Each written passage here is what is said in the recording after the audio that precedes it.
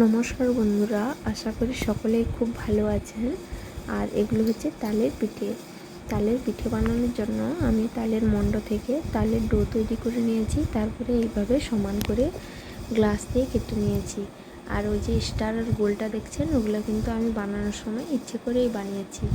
কারণ আমি যখন ছোট ছিলাম, মা যখন পিঠে বানাতেন তখন কিন্তু মায়ের কাছ থেকে ছাড়িয়ে নিয়ে এরকম উল্টো পাল্টা করে পিঠেগুলো বানাতাম। এর জন্য জানেন, মায়ের কাছে অনেকবার বোকাও খেয়েছি। তবে আমার যে কোনো পিঠেই ভালো লাগে।